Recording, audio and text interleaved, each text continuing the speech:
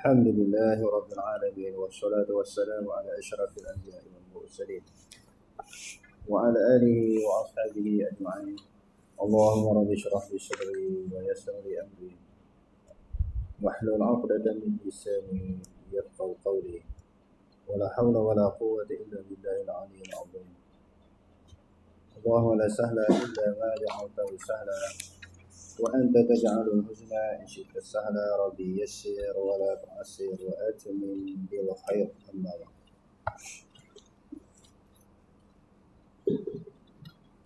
حدثنا معاوية بن حسن حدثنا وهيب عن سعيد عن قتادة عن أبي العالية عن ابن عباس رضي الله عنهما قال: كان النبي صلى الله عليه وسلم يقول عند الفرد: لا إله إلا الله العلي الحليم، لا إله إلا الله رب العرش العظيم، لا إله إلا الله رب السماوات ورب الأرض ورب العرش العظيم.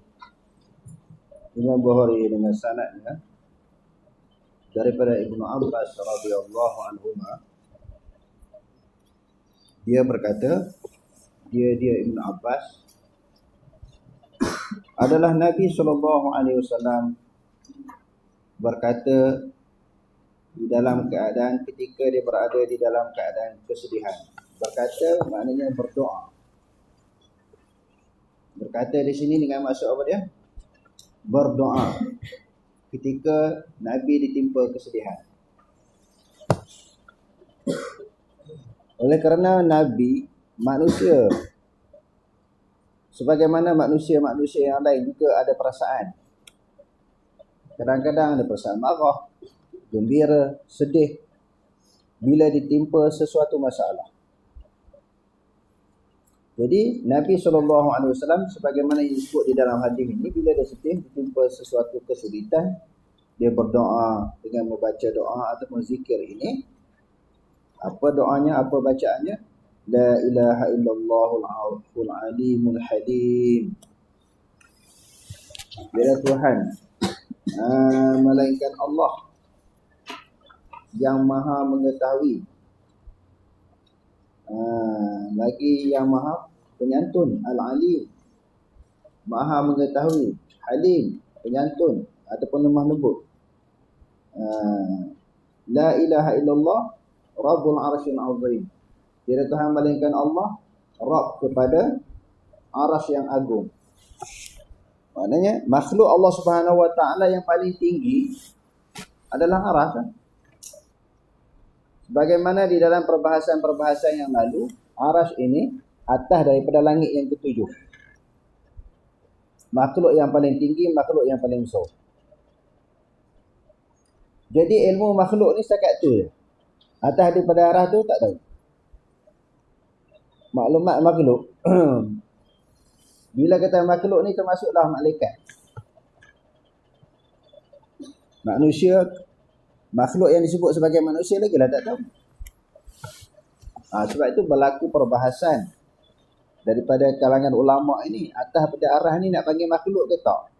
Dipanggil makan, tempat ataupun jihah. Boleh tak nak sebut makan? Sebab makhluk-makhluk ni paling atas, paling tinggi sekali adalah arah. Sebab tu di dalam perbahasan akidah ulama duk bincang. Bila kata Allah Ta'ala atas arasy, bagi golongan khalaf dan Asy'ariyah tak boleh terima. Bila kata atas, dia menunjukkan jihah. Jihah ni maknanya arah. Ataupun disebutkan sebagai tempat makan. Jadi Allah Ta'ala mustahil berjihah, mustahil memerlukan makan, yakni tempat. Sebab itu Asy'ariyah tak boleh terima Allah Ta'ala atas arasy. Sebab atas daripada arasy tu tempat itu makhluk. Allah Ta'ala tak berhajat kepada makhluk.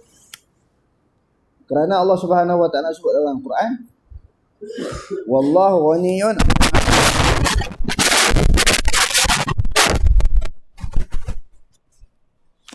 Wallahu ghaniyun 'anil 'alamin.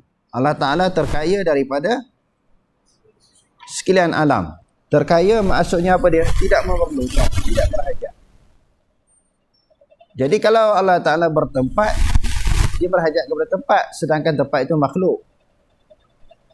Kalau berhajat kepada jihah, jihah juga adalah makhluk. Kalau kata Allah Ta'ala arash, atas daripada arash, atas itu jihah ataupun makan. Jadi segala ayat-ayat Quran dan juga hadis Nabi SAW berkaitan dengan sifat Allah Ta'ala, mengenai Allah Ta'ala di atas ini ditakwilkan. Ditakwilkan dengan kebesaran, dengan kekuasaan, dengan pemerintahan Allah Ta'ala. Sebab takut membawa kepada tashbih itu tadi. Bagi golongan salaf, sebagaimana yang selalu kita sebut, atas daripada arash ini bukan makhluk dah. Sebab makhluk-makhluk ni arash yang paling tinggi. Atas pada tu bukan makhluk dah. Makhluk yang paling tinggi arash. Atas daripada arash bukan makhluk dah, tak ada dah. Kalau kata Allah Ta'ala atas daripada arash tu bukan berhajat kepada makhluk. Makhluk di situ sama ada jihah ataupun makan. Sebab itulah keluarnya istilah makanu adami. Tempat yang tak ada. Tak ada macam mana kena tempat. Sebab duk nak sangat kalimah makan tu ataupun jihah, tak apalah ambil lah. Tapi tempat yang tak ada, jihah yang tak ada. Kerana akidah salah dia tak bahas makan dengan jihah. Tapi duk nak juga, nak sebut juga. Bagi khalaf ni dia nak juga. Kalau kata atas pada aras ni, maknanya atas pada aras ni tempat. Tempat ni makhluk, Allah Ta'ala tak nak berhajat kepada makhluk. Jadi ulama salah kata ambil lah. Kalau nak guna istilah jihah ataupun makan terpulang. Tetapi kalau nak guna juga istilah itu dipanggil makan wa adami. Maknanya tempat yang tak ada. Bila istilah itu muncul, orang kata tak ada apa? Dah kata ada tempat. Dia mau balas balik dah kata ada tempat, tapi tak ada pula. Tempat, tapi tempat tak ada. Dah pening, dah berbelik. Bukan berbelik. Sebab kamu nak kalimah tu. Sedangkan kami tak nak bincang. Dalam Quran, dalam hadis, dia tak sebut makan, tak sebut jihah. Atas-atas, mati setakat tu. Kalau Indonesia kata, titik. Berhenti setakat tu ya, kita kata atas. Dia pun duk nak kait ke. Duk nak kait. Duk nak cari pasal juga. Nak sebut juga makan dengan jihah tu. Tak apalah. Ulama-ulama salah kata ambil lah kalau nak guna juga. Tapi jihah yang tak ada. Tempat-tempat yang tak ada. Sebab atas pada arah tu bukan makhluk dah. Kalau makan dengan jihah yang dikehendaki dia adalah makhluk, kita tak terima. Tak terima Allah Ta'ala berhajat kepada makhluk seperti jihah dan juga makan. Itu makna yang pertama. Kalau diandaikan jihah dan makan itu makhluk, kita tak berpendapat bahawa Allah Ta'ala berhajat kepada makhluk, berhajat kepada jihah, berhajat kepada makan. Cuma kita nak katanya, atas daripada arah ni tak ada. Jihah pun tak ada, makhluk pun tak ada. Sebab kalau dikatakan jihah dan makhluk itu, jihah dan juga makan makhluk. Jadi atas pada aras ni bukan makhluk. Sebab aras kedudukan yang paling tinggi. Aras itu kedudukan yang paling tinggi adalah makhluk yang paling tinggi. Atas pada tu tak boleh nak sebut lah apa dia. Jadi akidah salah ni mudah kata atas-atas dia tak bahas dah makan ke jihah. Tapi dia nak juga ambil kalimah tu. Jadi Nabi SAW bila dia ditimpa kesulitan dia pun berdoa kepada Allah. La ilaha illallahul alimul halim. La ilaha illallah rabbul arsyil azim. La ilaha illallah rabbus samawati wa rabbul arsy wa rabbul ardi wa rabbul arsyil karim. Jadi sayugianya jugalah. Seeloknya juga, sepatutnya jugalah kita bila ditimpa kesedihan. Kalau Nabi SAW orang yang paling gembira, yang paling tenang, nak melahirkan ketenangan dan nak memperolehi ketenangan ni macam mana? Allah Ta'ala kata dalam Al-Quran, ala bizikrillah tatma'innul qulub. Ketahuilah dengan mengingati Allah hati menjadi tenang. Nabi sentiasa ingat Allah Ta'ala, sebab tu sentiasa tenang. Pun begitu kadang-kadang bagi masalah juga. Ujian-ujian sebagai manusia. Bahkan Nabi paling banyak terima ujian. Bila dia sedih tu dia baca doa ni. Kita pun bila ada ujian, bila sedih, bacalah doa yang diajar oleh Nabi SAW. Semoga kesedihan itu akan lenyap ataupun akan hilang. Okey, terus.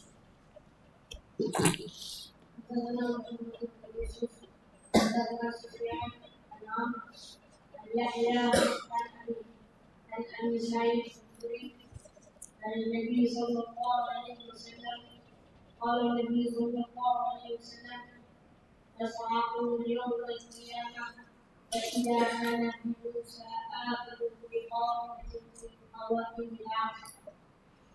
Nabi SAW bersabda, pada hari kiamat nanti semua manusia pengsan. Sebab apa pengsan? Oh, dahsyatnya hari kiamat ni. Matahari dekat, berlakunya huru-hara. Manusia sedang menuju Allah Ta'ala, memikirkan nasib masing-masing, sama ada penghujung balasan ataupun kesudahan mereka, syurga ataupun neraka. Susah hati. Banyaklah penyebab kepada berlakunya pengsan kepada manusia.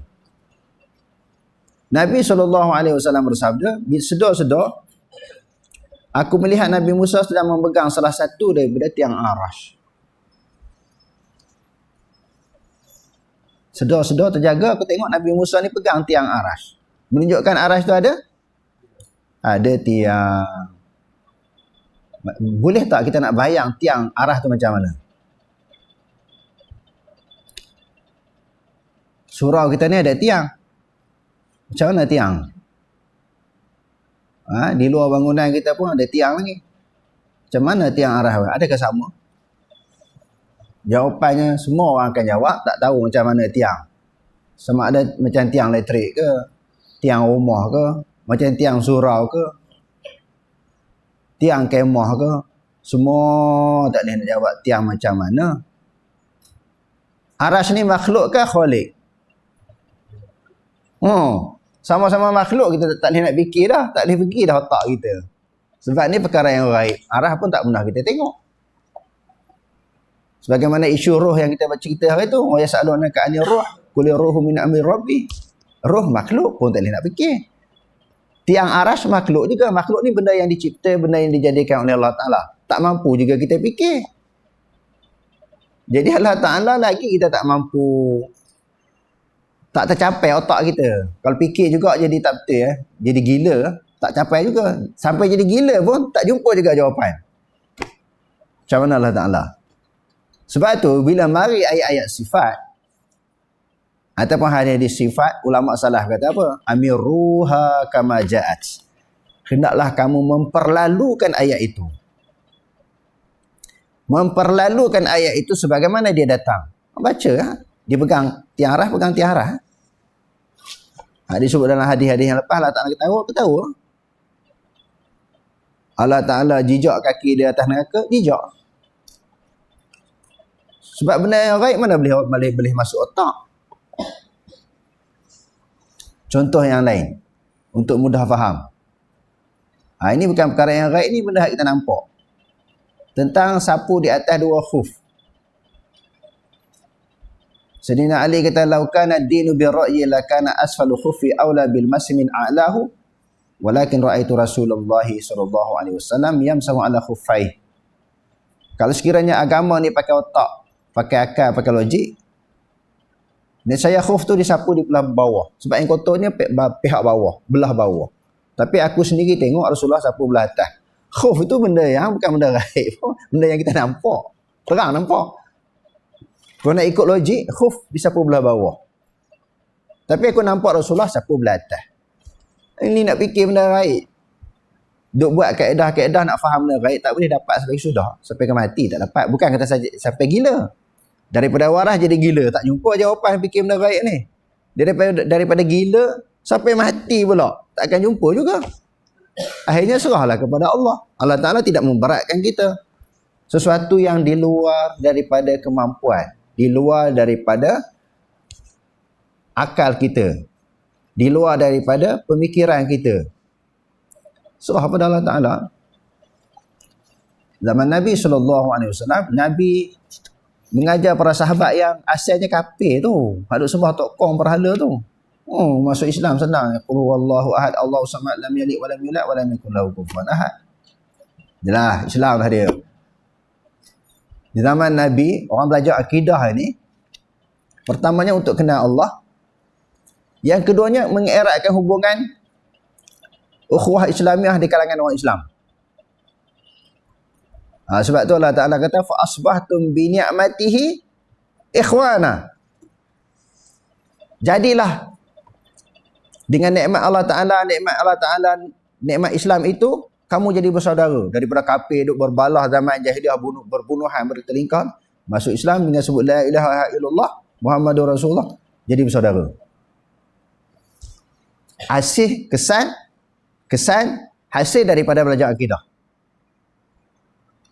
Zaman sekarang belajar akidah ni mengkafirkan orang, memujassimahkan orang, memusyabihahkan orang. Orang belajar nak eratkan persaudaraan, dia belajar nak katakan orang kafir, nak mengeluarkan orang daripada ahli sunnah wal jamaah.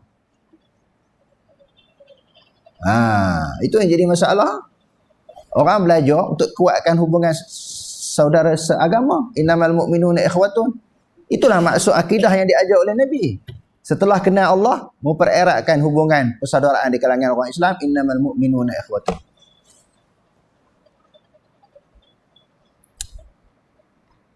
Jadi akhir zaman ni dia terbalik kok. Terbalik. Tahu terbalik kok? Maknanya terbalik sungguh. Belajar akidah ni jadi berperang pula kita sama orang Islam. Bukan saling meraihkan. Ada pihak menyesatkan, memujassimahkan orang, mengata orang musyabbihah dan mengeluarkan orang daripada ahli sunnah wal jamaah. Dan ada pandangan-pandangan yang lebih keras. Tak boleh ikut pula demo ni kalau jadi imam. Macam Imam Saudi tu. Kata Allah Ta'ala taharas, kita tak boleh ikut, kita jadi tak boleh bermakmumkan dia. Kesan mengaji akidah tu. Sebab apa? Cara tak betul mengaji tu. Cara mengaji akidah tak betul. Tidak bersumberkan kepada Quran hadis. Itu jadi kesannya. Lirik-lirik. Bila Tok Guru mati, anak murid pula sambung. Sampai bila nak selesai? Mati anak murid ni pula, sambung lagi. Ni mujassimah, ini musyabbihah, ini wahabi. Ini tak sah jadi imam pokok ni. Sebab mengatakanlah taklah taharas. Cara mengaji tu tak betul. Okey, terus.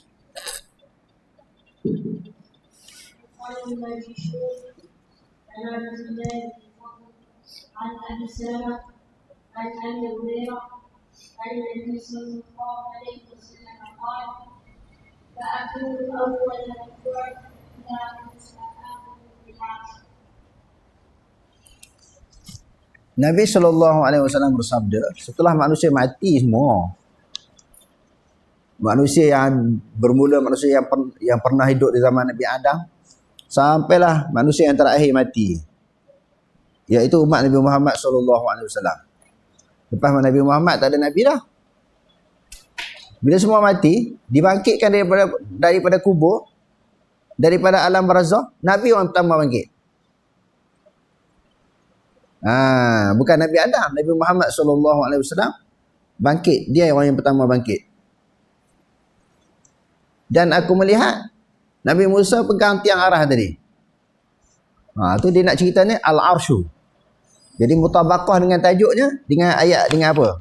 Tajuk yang lepas kan. Apa maksud mutabaqah? Bersesuaian. Wa kana arshuhu 'alal ma' wa huwa rabbul 'arsyil 'azim. Hadis-hadis tu semua mutabaqah dengan ayat, mutabaqah dengan tajuk. Apa maksud mutabaqah dengan ayat, dengan tajuk? Hadis-hadis yang diketengahkan oleh Imam Bukhari ni semua sesuai dengan tajuk. Bincang bab apa? Bab arash. Bincang bab apa? Bab arash. Sifat-sifat arah tu macam mana? Okey, terus.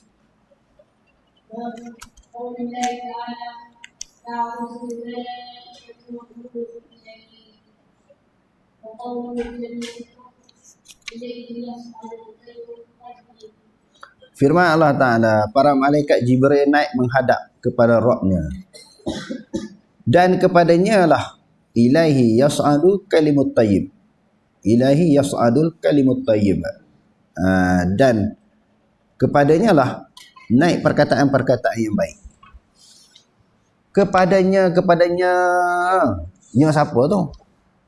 Sebab dalam bahasa Arab dhamir ni dia ada tempat kembali. Hu, ha, huma, hum, hunna, semua dia ada tempat kembali dia. Jadi dalam ayat ni dia kata apa? Ta'arujul malaikatu war ruh. Naiklah malaikat dan juga roh. Malaikat itu maknanya umum. Macam-macam malaikat. Malaikat ni macam-macam nama dan berbagai tugas. Sebagaimana yang kita ketahui. Jibril, Mikail, Israfil, Malik, Ridwan, Muka, Nakir. Nama-nama malaikat. Lepas tu dia buat mari pula atas tu roh. Atas khas kepada am. Roh itu menjurus kepada malaikat Jibril. Mereka naik kepadanya. Itu satu. Yang kedua, ilaihi kepadanya yas'adu. Naiklah kalimah-kalimah yang baik. Sambungan daripada ayat itu, wal amalus salih yarfa'uh. Amalan salih itu mengangkat akannya. Semua nya hari ni. Nya tu kembali kepada mana tu? Sebahagian daripada tafsiran ulama, malaikat tu naik bertemu dengan siapa? Satu, amalan. Ayat yang kedua menceritakan tentang amalan tu. Tentang amalan manusia. Ilahi yas'adul kalimut tayyib. Kepadanya naiklah kalimah-kalimah yang baik. Yang pertama, kepadanya lah, yakni kepada arash. Naik ke arash. Malaikat dan juga amalan itu tadi. Yang kedua, huraian para ulama kata ilal makani allazi huwa mahalluhum wa huwa fis sama. Naiknya malaikat ini, dia naik tempat yang dia berada di atas langit tu. Kan malaikat ni naik turun dia ta'aqabuna malaikatun bil laili wa malaikatun bin nahar. Ada hadis bawah tu kan? Bukhari Muslim. Malaikat silih berganti siang malam bertemu dengan Allah Ta'ala. Jadi dia naik ke mana tu? Hak tadi kita terjemahkan naik. Bertemu dengan dia naik ke arash. Pendapat yang kedua, naik tempat yang dia turun tadi daripada tempat mana? Dia duduk atas langit tu, tempat mana dia turun tadi? Dia naik tu, naik tempat tu juga. Itu sebahagian daripada tafsiran huraian para ulama. Sebahagiannya kata malaikat tu naik bertemu dengan Allah Ta'ala. Amalan pun naik bertemu dengan Allah Ta'ala.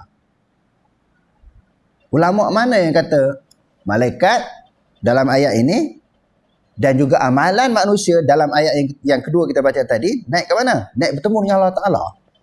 Sebagaimana yang disebut oleh Imam Baghawi di dalam tafsir dia. Dan beberapa tafsiran daripada ulama salaf. Malaikat naik bertemu dengan Allah.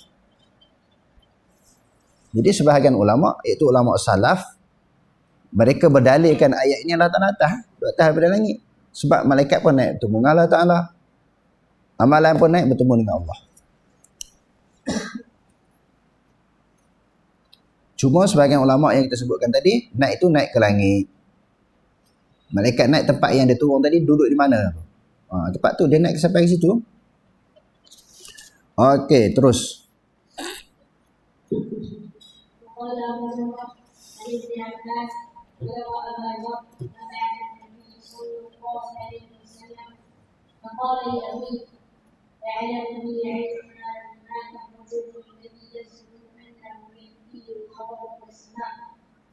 وقال مجاهد العمل الصالح يرفع الطيبة يقال بالمعاني الملائكة تعرف في الله.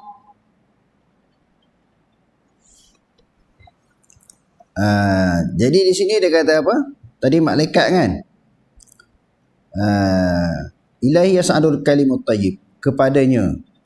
Nya tadi dah kita sebut dah tadi. Sama ada kepada Allah, kepada arash ataupun kepada langit. Naiknya kalimah-kalimah yang baik. Apakah yang dimaksudkan dengan kalimah yang baik? Zikrullah. Subhanallah, alhamdulillah, Allahu akbar, la ilaha illallah. Itu semua dipanggil kalimah-kalimah yang baik. Kalimah zikir kepada Allah, memuji Allah, mengagungkan Allah Subhanahu wa taala. Yang keduanya amalan soleh apa dia? Faraid. Maknanya kefarduan yang kita buat tu. Kalimah yang baik, zikir-zikir. Adapun amalan yang soleh, iaitu sesuatu kefarduan, kewajipan yang Allah Ta'ala fardukan kepada kita buat. Jadi sebahagian ulama kata, kalau dia zikir saja, yakni kalimatut tayyib, kalimah yang baik, zikir saja. Tanpa dia membuat kewajipan-kewajipan yang lain, kalimah zikir tu tak naik ke atas. Setakat duduk atas bumi je. Naik ke atas ni maknanya menunjukkan mulianya sesuatu amalan. Sebut atas ni menunjukkan mulia. Ni orang apa? Orang atasan. Macam kita orang bawahan, orang awam macam kita ni, tak ada pangkat, tak ada kedudukan, dia panggil orang bawahan. Kalau hak mulia ni orang atasan. Satu dia panggil orang atasan, orang yang berpangkat. Satu lagi dia panggil golongan atasan. Contohnya orang kata pisang ni makanan golongan atasan. Seperti dia. Pisang adalah makanan golongan atasan, bukan orang atasan. Itu beza pula situ. Atas ada makna mulia. Tidak, ni sebuah atas tu. Biasa-biasa sebut atas ni makna mulia. Golongan atasan, orang kaya-kaya, hartawan. Orang apa dia berpangkat-pangkat semua orang panggil orang atasan. Tadi tak jumpa golongan atasan tu. Apa maksud golongan atasan yang makanan ni dia suka pisang? Jadi maknanya amalan soleh akan membawa zikrullah tu tadi. Sebab tu zikir saja tak padan tanpa disertakan amalan-amalan yang wajib kepada kita. Baru lengkap, baru sempurna dia bawa semua amalan kita ke atas langit. Sebab apa? Sebab atas nak tunjukkan mulianya, hebatnya sesuatu amalan yang kita persembahkan kepada Allah. Dia tak kata duduk atas bumi je. Akhirat besok baru kira pahala. Tak, duduk naik atas. Macam orang nak terima apa dia? Nak bagi mudah faham. Terima hadiah. Kecemerlangan naik atas pentah. Dia tak bagi kaki lima. Bagi kokok belakang makan rumah ke? Tak bagi. Dia bagi naik atas pentah. Nak cerita mulia ni. Satu anugerah. Satu penghargaan. Amalan kita lagu tu. Menunjukkan hebatnya amalan yang baik ini diiktiraf oleh Allah Ta'ala. Allah Ta'ala akui. Sebab bukan senang nak buat amalan yang baik. Sebab tu dia angkat amalan itu ke atas. Okey, terus.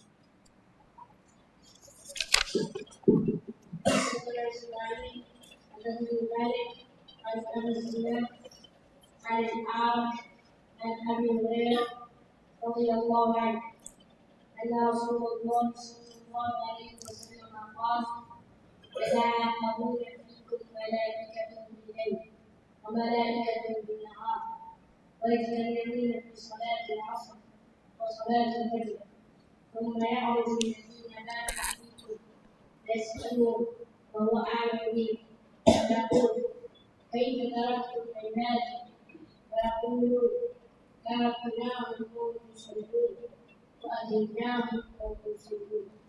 Imam Bukhari dengan sanadnya daripada Abu Hurairah radhiyallahu anhu bahwasanya Rasulullah sallallahu alaihi wasallam bersabda, silih bergantilah pada kamu malaikat yang menjaga di malam hari dan juga malaikat yang menjaga di siang hari. Mereka berhimpun pada sembahyang asar dan juga sembahyang subuh. Jadi Allah Ta'ala tu hak nak jaga malam ni. Yang nak jaga malam ni, malaikat ni yang nak jaga, nak pantau amalan manusia ni, dia turun dah ni waktu asar ni. Yang turun pagi tadi pula subuh, tu kata silih berganti tu. Dia naik ke atas bagi maklumat kepada Allah Ta'ala.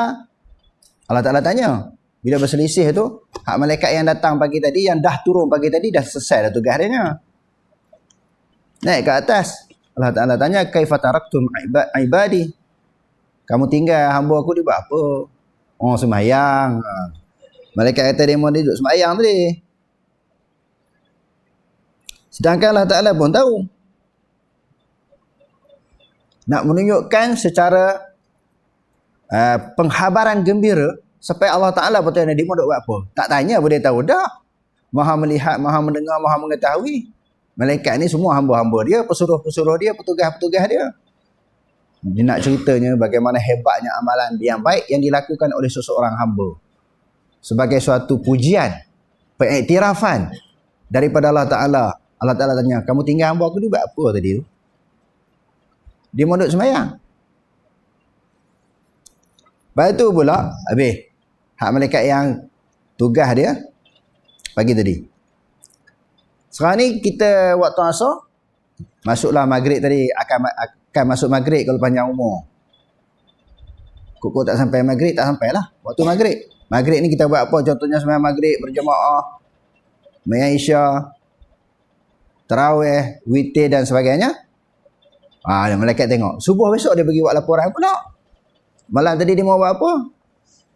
Begitulah seterusnya sampailah kita mati.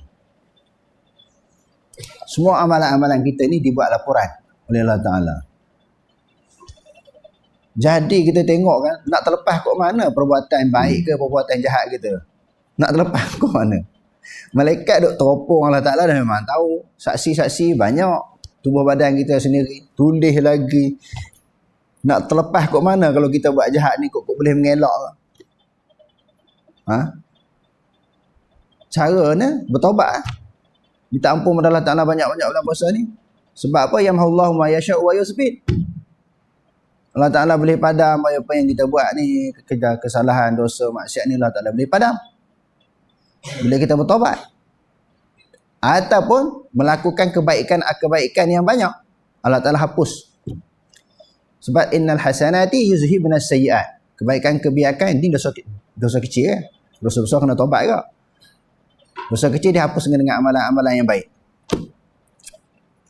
Jadi Allah Ta'ala boleh padam lah. Kalau kita buat dosa, taubat. Jangan kita bawa dosa sampai ke mati lah. Kita buat dosa ni bawa sampai dalam kubur.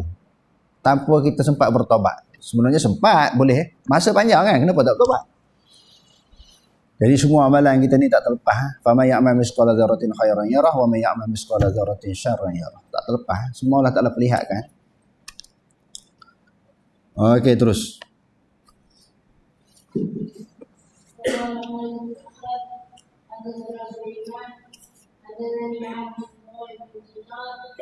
عن ابي صالح عن ابي هريره قال قال رسول الله صلى الله عليه وسلم من تصدق بعدد تمره من كسب طيب ولا يصعد الى التراب الا الطيب فان الله يتقبل عن يمينه ومن ربي لصاحبه كما يربي احدكم بل هو حتى تكون مثل الجبل.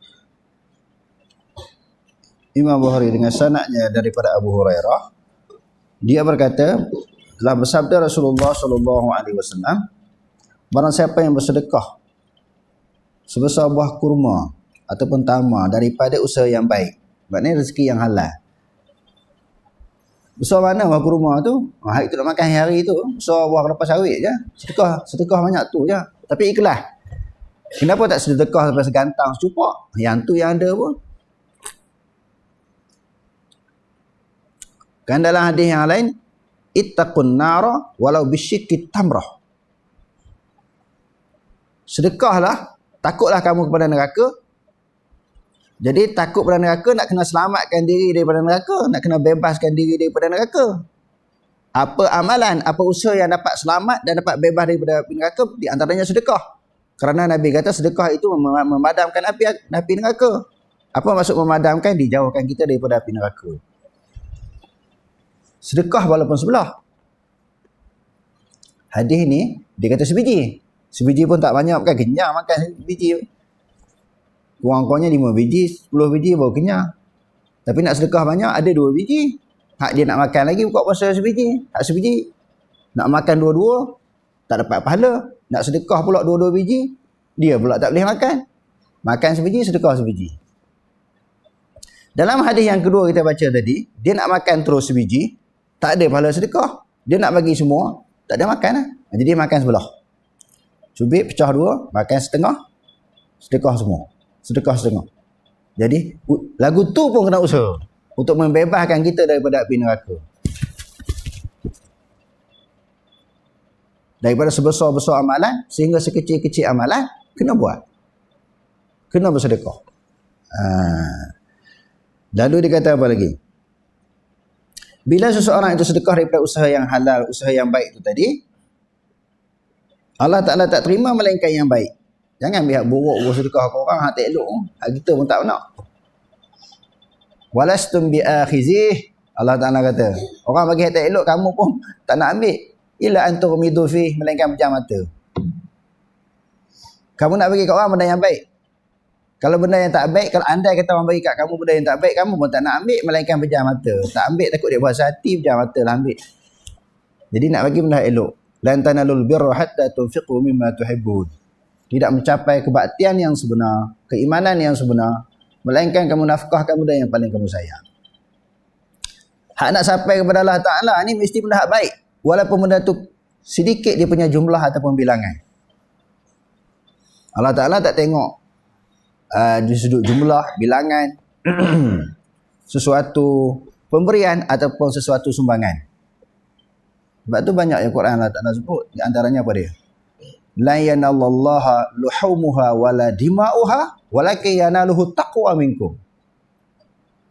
Sekali-kali tidak sampai kepada Allah oleh daging korban dan juga darah-darah korban, melainkan sampai ketakwaan. Maknanya keikhlasan daripada pengorbanan, keikhlasan daripada amalan, keikhlasan daripada sedekah ataupun sumbangan. Dia nak ikhlas baru boleh pahala. Yang ni bagi berapa? Sebiji kurma je. Allah Ta'ala tak terima melainkan yang baik. Allah Ta'ala terima pula dengan tangan kanannya. Ini sifat tangan yang kita sebut tadi. Sebab tu nak cerita mukhalafahnya tangan Allah dengan tangan makhluk ni, bila sebut tangan Allah semua kanan. Dia tak sebut belah kiri kanan. Kalau kiri kanan makhluk ada tangan kiri, ada tangan kanan. Ini sifat tangan. Kemudian Allah Ta'ala membiak orang yang bersedekah itu harta dia jadi banyak. Harta dia bukan kata bagi habis. Itu yang dipahami oleh manusia. Bila bagi, berkuranganlah harta benda yang dia bagi.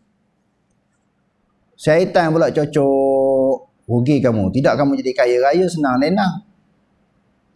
Nanti kamu jadi papa gedana, susah. Duk sedekah-sedekah ni. Allah Ta'ala kata, asyaitanu ya'idukumul faqra wa ya'murukum bil fahsya wallahu ya'idukum maghfiratan minhu wa fadla. Syaitan kata, rugilah kamu duk sedekah. Dia duk bisik benda-benda yang mewah-wahkan hati kita. Kita pun duk taraduk juga. Kadang-kadang, selalu kan, kadang-kadang ni selalu. Kalau pergi masjid contohnya hari Jumaat ni, datang tong derma. Kadang-kadang terpawai masjid-masjid ni. Dia pun seduk. Cari hak kecil kali ni. Duk pegang lah 50 ke 10, 20. Kalau dapat shilling lagi ke seronok. Syaitan kata aku nak bagi mau sikit sikit dah. Tak bagi lagi bagus. Kamu nak beli juadah buka puasa lagi? Kalau kamu bagi derma kat masjid ni, esok jadi susah. Harta akan jadi berkurangan. Asyaitanu ya'idukumul faqra. Dia akan janjikan kefakiran, kesusahan, kemiskinan. Tapi Allah Ta'ala dalam ayat tadi dia kata, wallahu ya'idukum maghfiratan minhu wa fadla. Allah Ta'ala ampun dosa orang yang bagi sedekah dan dia akan tambah lagi. Sebagaimana hadis ni. Sebagaimana Nabi kata orang bela anak kuda ni hari-hari bagi makan, bagi minum, digemukkan makin kurus. Makin gemuk. Begitu juga harta benda ni. Az-zakah fil lughatan an-namu. Zakat itu di sudut bahasa adalah subur. Orang yang bagi zakat, harta dia subur. Kalau jenis tumbuhan, subur. Kalau binatang, membiak. Orang yang bagi zakat, kalau dia tak cukup haul dan nisab, bagi sedekah biasa. Sedekatun nafilah. Ataupun sedekatun tatawwu'. Sedekah-sedekah sunat tidak memerlukan haul dan nisab. Bagi ada RM1, RM2 bagi. Takkan rugi harta. Sesuatu hubungan Allah Ta'ala membiakkan lagi, bagi beranak lagi harta tu. Makin jadi banyak. Sebagainya mana dia kata jadi hingga pahalanya menjadi seberat gunung. Seperti orang yang memelihara anak kuda. Makin lama makan, bagi makan, makin minum, bagi minum, makin berat anak kuda tu. Membesarnya harta sumbangan itu sebagaimana gunung. Dan tidak akan miskin orang yang bersedekah. Tak akan berlaku kemiskinan dan juga kepapaan orang yang suka bersedekah. Tak ada sejarah. Tapi kalau kaya, tak bersedekah, ada sejarah banyak. Tiba-tiba Allah Ta'ala uji dengan jadi susah. Sebab dia tak sedar, tak ingat pemberian yang Allah Ta'ala bagi, dia sombong pula dengan pemberian tersebut. Tapi kalau orang yang sedekah ni tak ada sejarah dia jadi susah. Lagi kaya, lagi kaya. Wallahu a'lam. Aqulu qawli hadza wa astaghfirullah al-azim wa lakum. Assalamualaikum warahmatullahi taala wabarakatuh.